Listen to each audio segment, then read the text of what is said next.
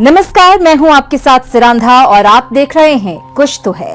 उत्तर प्रदेश का एक छोटा शहर सीतापुर का एक बेहद छोटा सा गांव पिसावा और उस गांव में महादेव के एक छोटे से मंदिर से जुड़ा है एक बहुत बड़ा दावा।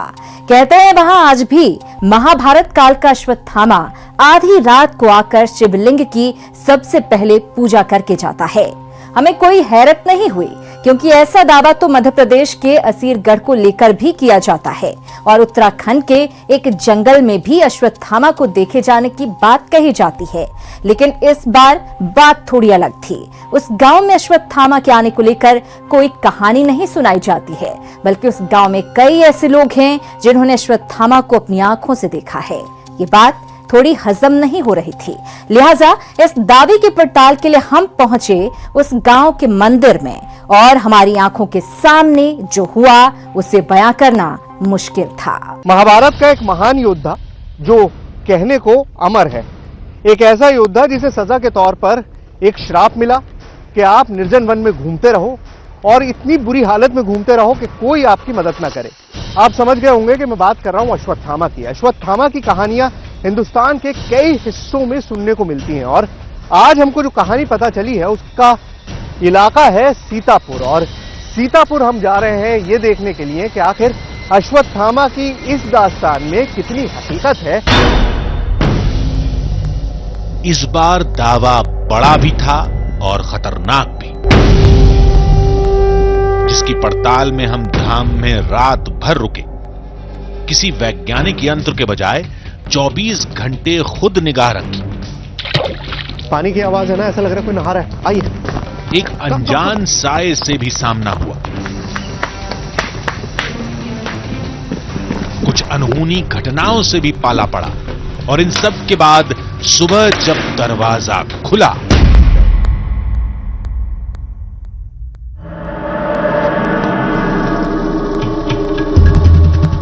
इससे आगे जानने के लिए आपको कहानी शुरू से देखनी होगी, यानी सीतापुर के सफर की शुरुआत से। लेकिन हमारी मंजिल सीतापुर नहीं बल्कि पिसावा गांव था, जहां महादेव के एक मंदिर में अश्वत्थामा के आने का दावा किया जाता है। उस जगह से खौफ की एक नहीं कई कहानियां जुड़ती हैं। गांव में पहुंचकर हमने सबसे पहले उस स्थानीय पत्रकार से मुलाकात की जिसकी खबर हमें यहां तक खींच लाई थी। तो अखिलेश जी, आपके बहुत सारे लेख मैंने पढ़े जिसमें आपने ये लिखा इस मंदिर के बारे में, तो आपको कैसे जानकारी मिली इस मंदिर के बारे में? ये सर हम क्षेत्रीय हैं, तो हमको तो ये शुरू से पता है। जब से हम जानकार हुए हैं तब से लोगों को हम लोग का सबको पता ही है कि वहाँ पे कोई दैवी शक्ति आती है, पहले मूर्ति पूजा करती है, उसके सामने कोई और नहीं लगा सकता है। तो आप तो खुद पत्रकार हैं जी और सारा कुछ इन्फॉर्मेशन रखते हैं, तो आपको नहीं लगता कि ये बात मतलब अश्वत्थामा अब इस जमाने में कहाँ होगा? हमारे यहाँ एक पंडित जी थे विष्णुदत्त जी, वो पंडित जी वहाँ पढ़ते थे और योग्य पंडित थे। उन्होंने कहा कि हम पहले मूर्ति पूजेंगे, लेकिन वो नहाए तो पता चला कि वहाँ पे उनके पहले कोई नहाने लगा। तो जब वहाँ मंदिर पहुँचे तो मूर्ति पूजी हुई मिली और फिर उनको उठा के कोई किसी ने फेंक दिया या हवा लगी या किस तरह मतलब वहाँ गिर गए, तो उससे अपंगता हो गए, विकलांग हो गए और उसके बाद करीब 25-30 साल पूर्व उनकी मृत्यु हो गई।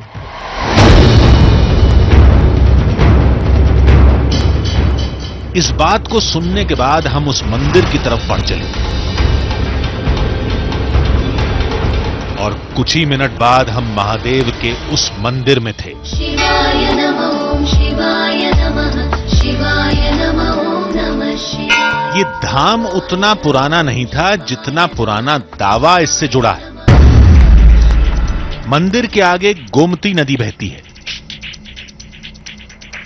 और पीछे जंगल है जो बहुत घना तो नहीं है, लेकिन रात में यहां से जंगली जानवरों की आवाज जरूर सुनाई देती है। ये मंदिर यहां कब से है, किसने बनाया, किसी को कुछ नहीं पता। सब यही कहते हैं कि यहां जो कुछ भी है सब अश्वत्थामा का है। यहाँ मतलब हमारे यहाँ कहते हैं, पूर्वज लोग बता रहे हैं, कह रहे हैं कि इसकी स्थापना अश्वत्थामा ने की थी। आज भी इसकी पूजा अर्चना जो भी करते हैं वो अश्वत्थामा ही आके अपनी पूजा करते हैं। आज तक किसी ने ये नहीं देखा है कि कब किया है, कहाँ किसने की है, किस समय की है, ये आज तक किसी ने नहीं देखा है। मंदिर का इलाका सुनसान था, पूजा करने वाले भी गिने चुने थे, लेकिन जितने भी थे सबकी जुबान पर 5000 साल पुराने महाभारत के उस किरदार का ही नाम था। आप शाम को मंदिर साफ कर दीजिए, साफ करके उसको बंद कर दीजिए, और अगर आप कह दें कि मैं सुबह पूजा करूंगा तो आपको उस पर फूल पत्ती चढ़े हुए मिलेंगे।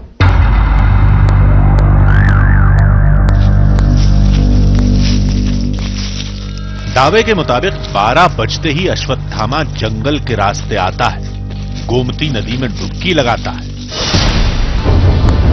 फिर मंदिर में शिवलिंग की सबसे पहले पूजा करके अचानक कहीं गायब हो जाता है। कहते हैं ये चमत्कार इस धाम में सदियों से हो रहा है, लेकिन आज तक किसी ने नहीं देखा। फिर हमने कहा कि जब देखा ही नहीं तो ये कैसे पता कि वो अश्वत्थामा ही है।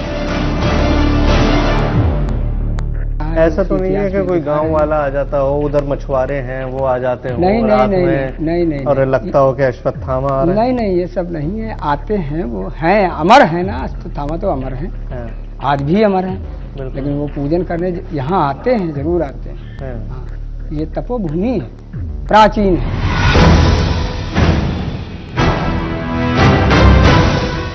ये मंदिर प्राचीन है, इसकी गवाही तो ये शिवलिंग भी देते हैं जो काफी जीर्ण अवस्था में है। लेकिन केवल इसी के दम पर इस मंदिर को, इस जगह को महाभारत काल से कैसे जोड़ा जा सकता है? इन सब के बीच एक बात ऐसी है जो इस मंदिर और इस जगह को किसी चमत्कार से जोड़ने में अहम किरदार निभाती है, और वो है मंदिर के सामने बहने वाली गोमती नदी। चलिए 1 मिनट के लिए मान लिया कि अश्वत्थामा यहां आता है, तो क्या किसी ने उसे अपनी आंखों से साक्षात देखा है? क्या उस चमत्कार का कोई चश्मदीद है? नदी का वो कौन सा हिस्सा था जहाँ पे आपने ये देखा? बीच में वो फूल दिखा, वो हाँ, हाँ, ऊपर रहा है। हम अच्छा। ऊपर से देखता बाबा जी नहाए रहा। पहले तो हम सोई था, सोई से हमारे एकदम से सपने मालूम होते कोई आए रहा, हवा पवन चल रहा, तो हम कहना हवा चल रहा अंधेरे का।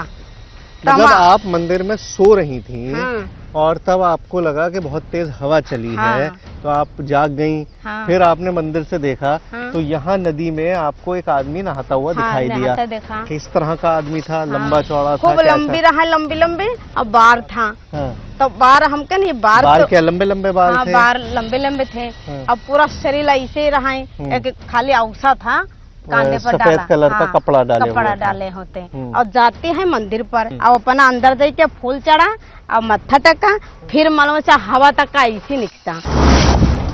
हकीकत और फसाने के ताने बाने में उलझे हम मंदिर की तरफ बढ़ते जा रहे थे। शाम होने से पहले मंदिर पहुंचना था, पड़ताल की कई तैयारियां करनी थी।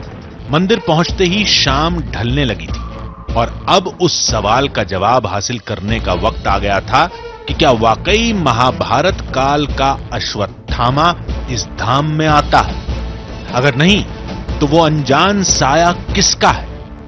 अगर दावा झूठा है, तो मंदिर में होने वाली मौत का राज क्या है?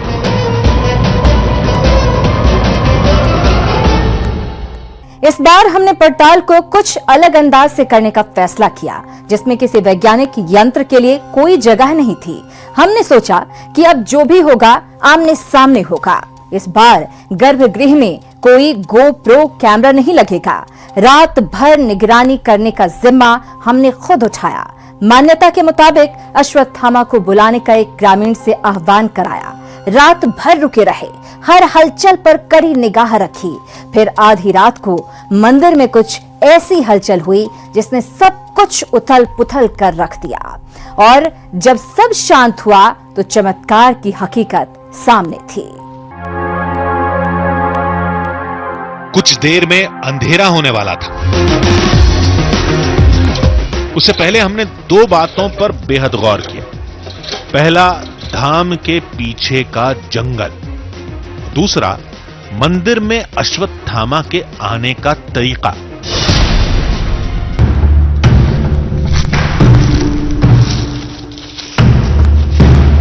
गांव वालों के मुताबिक अश्वत्थामा कभी-कभी जंगल की तरफ से भी आता है। मान्यता के मुताबिक अब हमें एक ऐसे शख्स की जरूरत थी जो अश्वत्थामा को चुनौती देते हुए उससे पहले पूजा करने की होड़ लगाए, यानी गांव वालों की भाषा में अश्वत्थामा का आह्वान करे। विष्णु जी, जी आप ये होड़ लगाने के लिए, ये चैलेंज देने के लिए तैयार सर, हैं? अगर आप कहते हैं तो तैयार हो जाता हूँ, लेकिन अश्वत्थामा आते हैं ये तो सुना है, बात बाकी आपके कहने से पहले तैयार हो जाऊं, बाकी अंदर से मन नहीं करता है। क्यों? कि डर सा लगता है। रात होते ही मंदिर का इलाका अंधेरे में डूब गया।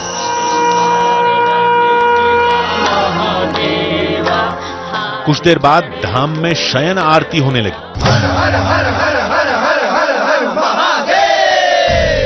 आरती वगैरह से सब निपट गए हैं? जी जी जी। अच्छा, अब मैं चाहता ये हूँ कि आप इनके सामने ही इसको पूरा साफ कर दीजिए, जिस तरह से आप कर देते हैं, मतलब वहां से पत्ती फूल सब हटा दीजिए, ताकि हम देख सकें उसके बाद कि यहाँ पर वाकई कुछ मिलेगा या नहीं मिलेगा।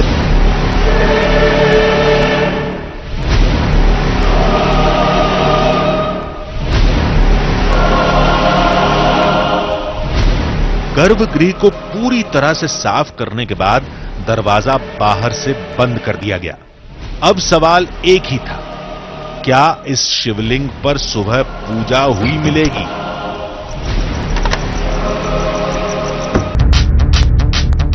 पुजारी के जाने के बाद हम काम में जुट गए।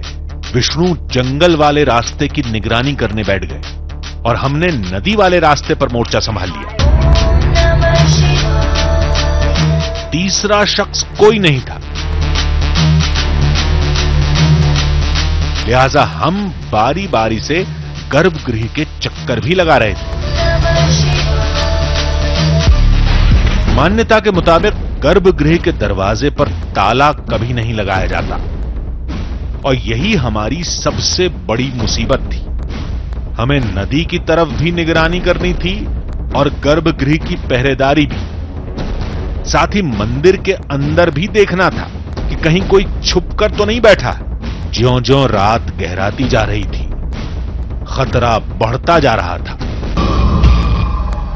हमें चिंता उस शख्स की थी जो रात के वक्त हमारी वजह से इस मंदिर में रुका था, जिसने हमारे कहने पर 12 बजे के बाद अश्वत्थामा से पहले पूजा करने की होड़ लगाई थी। तो विष्णु जी, डर तो नहीं लग रहा? डर लग रहा सर। क्यों? हम हैं, आप हैं, हमारे कैमरामैन हैं, लाइट्स हैं। कोई भी हो सर, कोई भी हो, डर तो डर है, डर लगता है अंदर से डर लगता है। पर डरने की जरूरत क्या है? आपको नहीं लगता कि ये सारी कहानियां हैं, इनमें कोई हकीकत भी है? नहीं, होता है सर, होता है। विश्वास कियो तो करो तो सब कुछ होता है, विश्वास की बातें होती हैं। और फिर आपने चैलेंज कैसे एक्सेप्ट? वो सर आपने कहा, आपके कहने से मैंने कह दिया था। मुझे अंदर से भय लग रहा है। चलिए, डरिए मत, कुछ नहीं होगा। और कोशिश यही है कि जल्दी से वो वक्त आए जब हम विष्णु जी से पूजा करा सकें। जी। आप तैयारी तो आपने कर ही ली है, थाला तैयारी तो आपका पूरा तैयार है, तैयारी है। बस 12 बजने हैं। 12 बजने के 10 मिनट बाद हम लोग जाके अंदर पूजा कर देंगे और होपफुली हम ही सबसे पहले होंगे। जी। तो डर जाहिर है, इट्स अ ह्यूमन इमोशन, एक इंसान के अंदर भय होता ही है। और खासतौर से जब आप ऐसी जगह हो जहां पर इतनी सारी मिस्ट्री हो, इतनी सारी बातें हो, ऐसे में डर होना स्वाभाविक है। लेकिन फिर भी विष्णु जी हमारे साथ हैं, तो बैठिए सर आप यहाँ पे, मैं इतने मंदिर का चक्कर लगाकर आता हूं। विष्णु हमारे सामने हंस जरूर रहे थे, लेकिन वो कितने डरे थे ये हमें पता था। तालमेल के साथ हम गर्भगृह से लेकर नदी तक और नदी से लेकर जंगल तक लगातार निगाह रखे हुए थे। कोई भी साया हमारी आंखों से बच नहीं सकता था, लेकिन यह नहीं पता था कि मंजिल के करीब पहुंचते ही खेल एकदम से पलट जाएगा। 12 बजने में थोड़ा ही वक्त बचा है, यानी वो वक्त होने वाला है जब हमने सोचा था। काफी देर से विष्णु जी अकेले बैठे हुए हैं, जो हमारे चैलेंजर हैं, जो पहले पूजा करेंगे अश्वत्थामा से। आइए उनसे मुलाकात करते हैं। तो सर 12 बजने वाले हैं, बस वो वक्त आने वाला है जब आपने चैलेंज पूरा करना है। सर मुझे नहीं करना, मेरी मन नहीं गवाही दे रहा है, मेरे आत्मा नहीं कहती है पूजा करने के लिए। सर मैं नहीं पूजा कर पाऊंगा। अरे हाँ जी। इतनी देर से हम तैयारी कर रहे हैं, सारे हमारे दर्शक इंतजार कर रहे हैं कि अब वो वक्त आएगा जब आप अश्वत्थामा से सर पहले पूजा करके मेरा दिखाएंगे। दिल गवाही नहीं देता है पूजा करने के लिए, मैं क्यों? नहीं पूजा कर पाऊंगा। क्यों? मैं नहीं पूजा कर पाऊंगा। तो विष्णु जी इस वक्त क्यों मना कर रहे हैं? मतलब हमको सब तैयारी है, 12 बजने वाले हैं, अब तो कोई वक्त ही नहीं है। सर मेरा दिल गवाही नहीं दे रहा है। हाँ, जी मेरा मन नहीं कहता है पूजा करने के लिए, हाँ, क्योंकि सुना है पूर्वजों से मैंने, हाँ, तो सुन के तो हिम्मत नहीं पड़ रही मेरी। आप कहते थे, कह दिया था मैंने, हाँ। मेरा दिल नहीं गवाही देता है पूजा करने के लिए। सर आप जानो मैं पूजा नहीं कर पाऊंगा। विष्णु जी सुनिए तो सही। नहीं सर मुझे नहीं सुनना, कुछ भी नहीं अरे सुनना। सुनिए तो। सर मुझे कुछ ऐसे नहीं थोड़ी सुनना, छोड़ मैं देंगे, सारा काम खराब हो गया सर। सर मैं पूजा नहीं कर पाऊंगा, सर मुझे नहीं सुनना।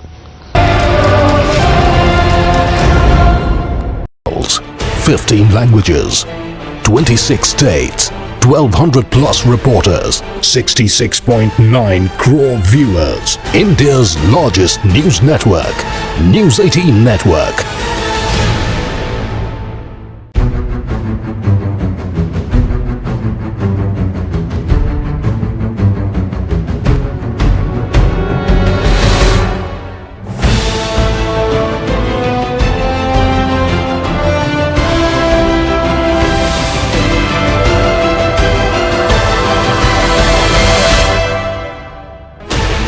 Sixteen channels, 15 languages, 26 states, 1200 plus reporters, 66.9 crore viewers. India's largest news network, News 18 Network.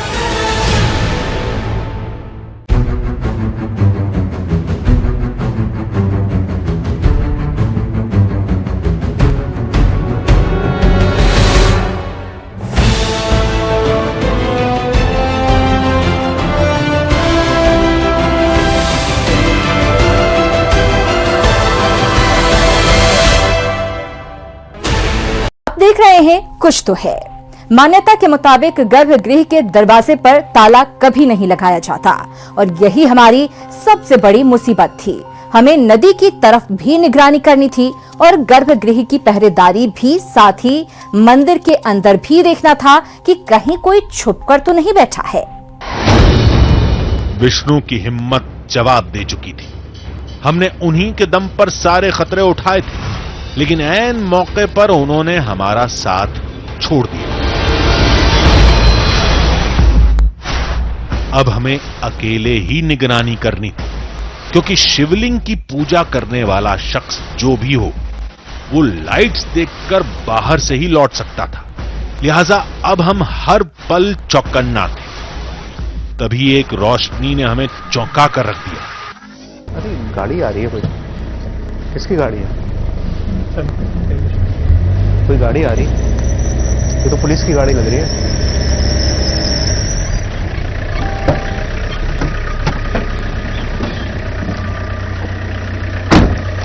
नमस्ते। कैसे? सर सोहेल नाम है, दिल्ली से न्यूज़ 18 से हम लोग यहाँ शूटिंग कर रहे हैं। जी जी। फिर उस पुलिस अधिकारी ने खतरे से आगाह करते हुए मंदिर छोड़ने की सलाह दे डाली। तो आपका हो गया होगा कार्यक्रम, तो आप यहाँ से जो है करके अपना निकल लीजिए। हाँ बस सर थोड़ा सा। यहाँ बहुत अच्छी जगह नहीं, यहाँ पे पड़ोस में नदी है, उधर ये आपका जंगल हरदोई है, जनपद पड़ता है, जी। पूरा जंगल इलाका जी। है। यहाँ पे जंगली जानवर भी घूमते रहते हैं। जी। बस सर थोड़ा सा बचा हुआ, उसके बाद हम करके निकल जाएंगे। धन्यवाद आपका ठीक है। सर। रात गहराती जा रही थी, वक्त करीब आता जा रहा था, 12 बजने वाले थे और गांव वालों की माने तो इसी समय से मंदिर में हलचल शुरू हो जाती है। लिहाजा हम पूरी तरह चौकन्ने थे। हम अपने खास कैमरे को तैयार करने में जुटे थे, अचानक तभी आवाज आ रही है पानी की। आपको सुनाई दे रही है? पानी की आवाज है ना, ऐसा लग रहा है कोई नहा रहा है। आइए, कम कम कम।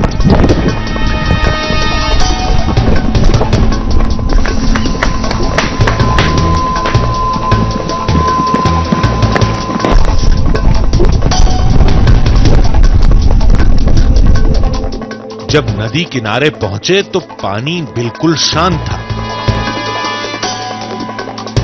फिर हमारी निगाह घड़ी पर पड़ी। ओह शिट, 12 बज चुके हैं। आइए जल्दी आइए। आप भी यहीं खड़े हैं, वक्त तो देखिए 12 बजे का हमारे पास टाइम था और बिल्कुल अंदाजा नहीं रहा। पानी के पास जाके बैठ गए। अब मंदिर में क्या हुआ होगा कोई भी नहीं है, कुछ नहीं पता। चलिए।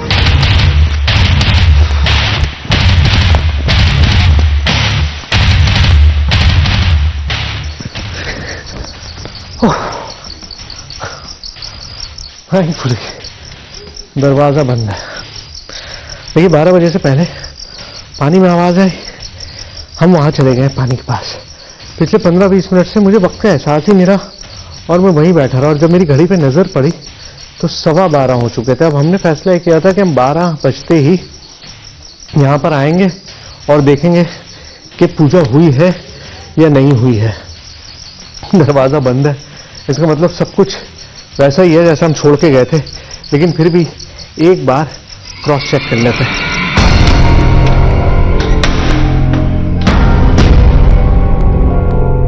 और अंदर शिवलिंग बिल्कुल साफ था, पूजा के कोई निशान नहीं थे।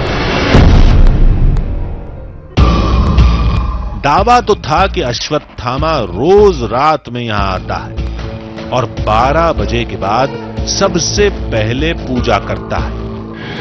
हम रात भर मंदिर में रुके, मान्यताओं का पूरा ख्याल रखा था। रात में कोई अनजाना साया भी नहीं दिखा, यहां तक शिवलिंग पर पूजा के निशान भी नहीं मिले। अब इसका क्या मतलब निकाला जाए? ये एक group think social psychological process है जिसको ग्रुप थिंकिंग भी बोलते हैं। और ग्रुप थिंक में हमेशा रैशनैलिटी का स्पेस कम होता है और लोग एक कन्फर्मिटी के सुपर ऑर्डिनेट गोल मुझे मिलेगा ईश्वर से प्राप्ति का, या ईश्वर से जुड़ी हुई कुछ कहानियां उसमें जुड़ी होती हैं, तो उनको लगता है नहीं, इस पर सवाल उठाना उचित नहीं है और उस पर आंख मूंद कर वो भरोसा करते हैं और उसी बिलीफ सिस्टम का वो एक हिस्सा बन जाता है, जिसको कि वास्तविकता से लेना देना हो भी सकता है कई परिस्थितियों में, कई परिस्थितियों में नहीं भी होना सकता है। इस धाम में महाभारत काल के योद्धा अश्वत्थामा के आने से जुड़े दावे की हमने जो पड़ताल की, उससे तो यही लगा कि ये धाम और धाम से जुड़ी आस्था तो एक हकीकत है, लेकिन यहाँ अश्वत्थामा का रात में आना, पूजा करना महज एक फसाना है। कुछ तो है में आज बस इतना ही। अगले एपिसोड में आपसे फिर मुलाकात होगी एक और ऐसी ही रहस्य और रोमांच की कहानी के साथ। तब तक के लिए दीजिए पूरी टीम को इजाजत। नमस्कार।